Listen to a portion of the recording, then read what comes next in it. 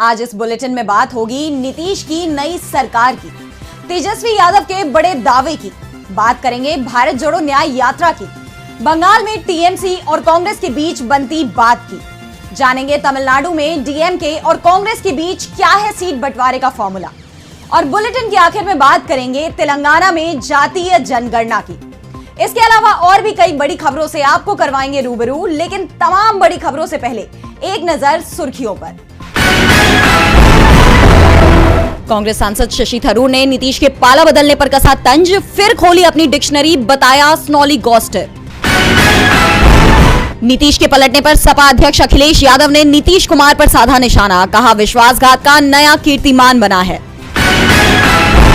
महाराष्ट्र में शिंदे सरकार के मराठा आरक्षण के फैसले पर केंद्रीय मंत्री नारायण राणे ने कसा तंज, कहा ये अन्य पिछड़े समुदायों के अधिकारों पर कब्जा, इससे राज्य में अशांति पैदा होगी। चेन्नई टेस्ट में भारत को मिली हार, भारत की दूसरी पारी 202 पर सिमटी, इंग्लैंड ने 28 रन से जीता मुकाबला, सीरीज में 1-0 की ली बढ़त। ये तो थी सुर्खियां, अब बात आज की सबसे बड़ी खबर की। नीतीश कुमार ने आज सुबह सीएम पद से इस्तीफा दिया था और शाम को एक बार फिर उन्होंने सीएम पद की शपथ ले ली। सुबह जब वो सीएम थे तो आरजेडी उनके साथ थी, शाम को नीतीश बीजेपी के साथ सरकार बना रहे थे। नीतीश की ये पलटी मार सियासत में ये छठवां मौका है जब वो एक पाले से दूसरे पाले में गए हैं। तो नीतीश की सरकार में किस किस को मिली जगह, देखिए ये रिपोर्ट। नीतीश कुमार ने 9वीं बार बिहार के सीएम पद की शपथ ले ली है। राज्यपाल राजेंद्र विश्वनाथ आलेकर ने नीतीश कुमार को पद और गोपनीयता की शपथ दिलाई। नीतीश कुमार के साथ 8 और मंत्रियों ने भी शपथ ली है, जिसमें बीजेपी के कोटे से सम्राट चौधरी और विजय सिन्हा ने डिप्टी सीएम पद की शपथ ली। इसके अलावा बीजेपी विधायक डॉक्टर प्रेम कुमार ने मंत्री पद की शपथ ली है, जबकि जेडीयू की ओर से विजेंद्र प्रसाद, श्रवण कुमार और विजय कुमार चौधरी मंत्री बनाए गए हैं। हम पार्टी के संतोष सुमन और निर्दलीय विधायक सुमित सिंह को भी मंत्री बनाया गया है। दावा किया जा रहा है कि नई सरकार में भी जेडीयू के पास वो सभी मंत्रालय रहेंगे जो महागठबंधन की सरकार के समय में जेडीयू के पास थे, जबकि बीजेपी को आरजेडी वाले मंत्रालय दिए जाएंगे। इस बीच नई सरकार को लेकर एनडीए गठबंधन के नेता चिराग पासवान और उपेंद्र कुशवाहा की नाराजगी की खबरें भी आना शुरू हो गई है। उपेंद्र की ओर से मंत्री पद को लेकर दावेदारी जताई जा रही थी, लेकिन उन्हें मंत्री नहीं बनाया गया।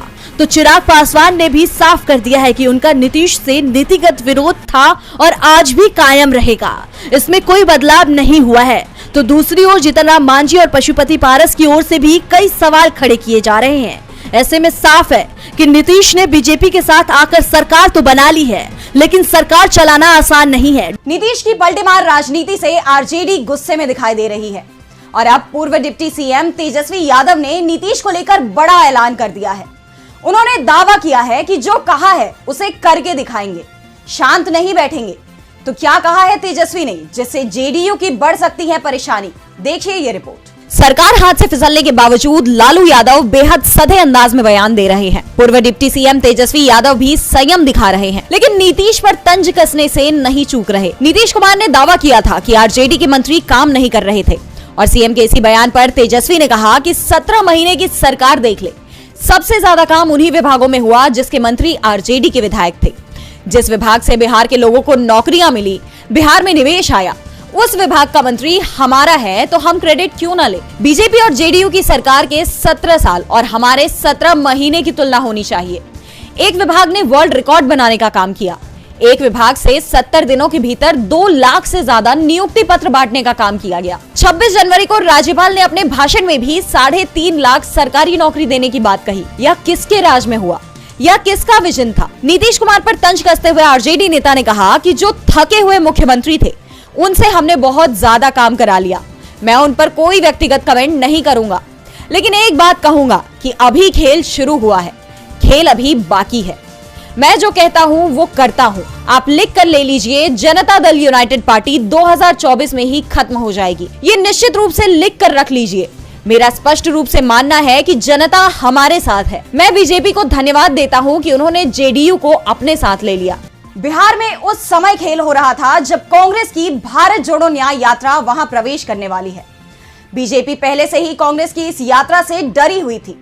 भारत जोड़ो न्याय यात्रा 2 दिन के ब्रेक के बाद आज पश्चिम बंगाल के जलपाईगुड़ी से शुरू हुई और इस दौरान राहुल गांधी ने मोदी सरकार पर करारा तंज कसा। तो क्या कहा राहुल ने, देखिए ये रिपोर्ट। भारत जोड़ो न्याय यात्रा अपने सफर में चल रही है। 26 और 27 जनवरी को यात्रा का ब्रेक था और अब 28 जनवरी को 2:30 बजे से यात्रा फिर शुरू हुई। राहुल गांधी ने हजारों लोगों के साथ पश्चिम बंगाल के जलपाईगुड़ी से पदयात्रा शुरू की। जलपाईगुड़ी से चलकर ये यात्रा सिलीगुड़ी होते हुए थाना मोड़ से एयरव्यू मोड़ पहुंची। राहुल गांधी ने यात्रा के अंत में जनसभा को संबोधित किया। राहुल ने मोदी सरकार पर निशाना साधते हुए कहा कि आप किसी भी युवा से पूछिए कि वे क्या करना चाहते हैं, वे आपको बताएंगे कि उन्हें रोजगार चाहिए। लेकिन सच्चाई ये है कि आज हिंदुस्तान में युवाओं को रोजगार नहीं मिल सकता है। हमारे युवा अपने सपनों को पूरा नहीं कर पा रहे हैं, जिसके कारण उनके दिल में नफरत और गुस्सा पैदा हो रहा है। इसलिए हम भारत जोड़ो यात्रा में कन्याकुमारी से कश्मीर तक चले थे और उनकी बात सुनी। न्याय यात्रा में बंगाल की जनता ने बढ़ चढ़कर समर्थन दिया है। आज ये यात्रा उत्तर दिनाजपुर में रुकेगी और 29 जनवरी को बिहार कूच करेगी। बिहार में 2 दिन रुकने के बाद 30 जनवरी की रात राहुल गांधी और उनकी टीम पश्चिम बंगाल लौटेगी। इस बार ममता के साथ ये यात्रा तय होने की उम्मीद लगाई जा रही है। 31 जनवरी को मालदा, मुर्शिदाबाद और वीरभूमि से होते हुए कांग्रेस की न्याय यात्रा झारखंड पहुंचेगी। भारत जोड़ो न्याय यात्रा बंगाल में है और कांग्रेस के लिए इस दौरान बंगाल से खुश होने की बड़ी खबर भी आ रही है। वैसे सिर्फ कांग्रेस के लिए ही ये बड़ी खबर नहीं है, बल्कि पूरे इंडिया गठबंधन के लिए ये बड़ी खबर है, क्योंकि कांग्रेस और टीएमसी के बीच गठबंधन को लेकर अब सहमति बनती दिख रही है। तो किस फॉर्मूले पर बन सकती है सहमति, देखिए ये रिपोर्ट।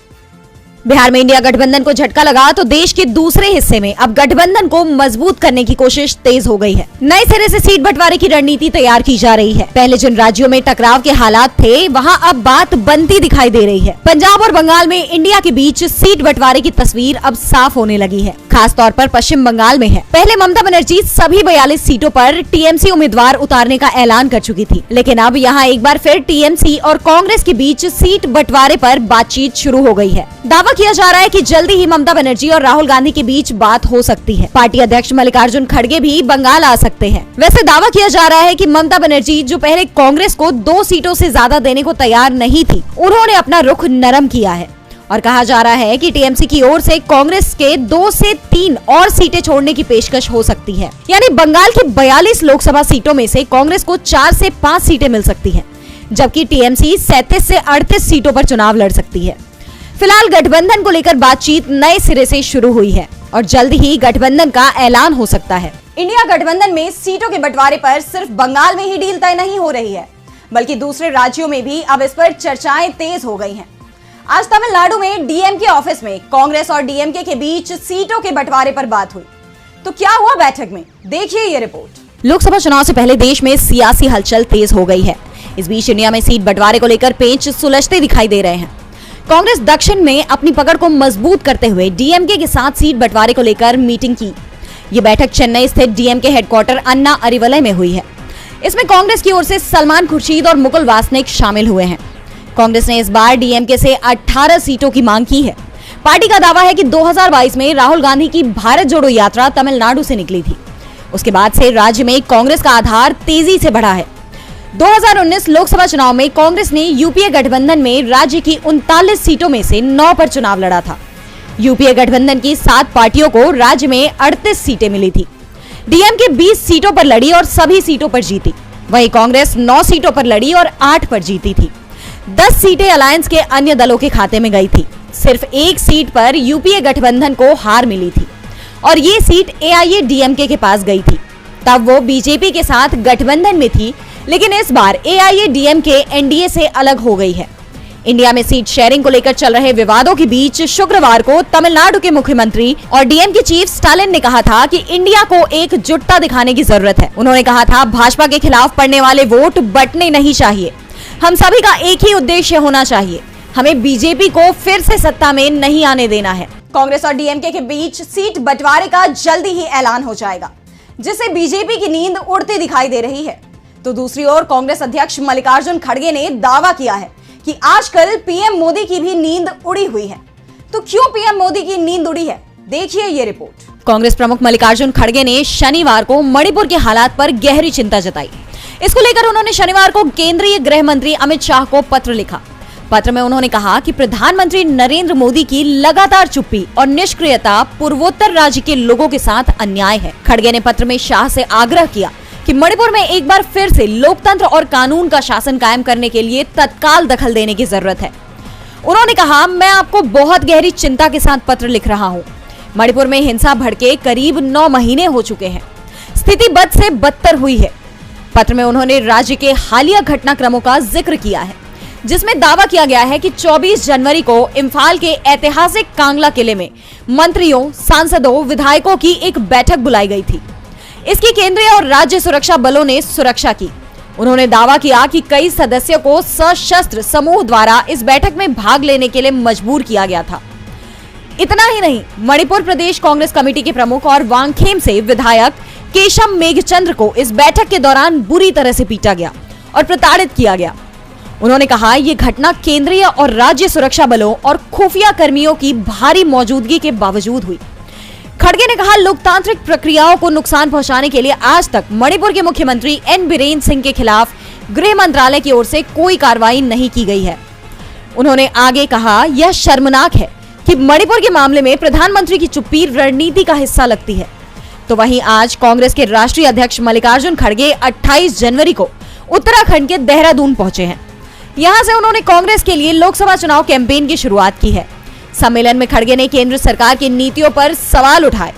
खड़गे ने कहा कि देश के लिए कांग्रेस के लोगों ने जेल की सजा काटी और अपनी जान भी दी। बीजेपी के लोगों ने ऐसा नहीं किया।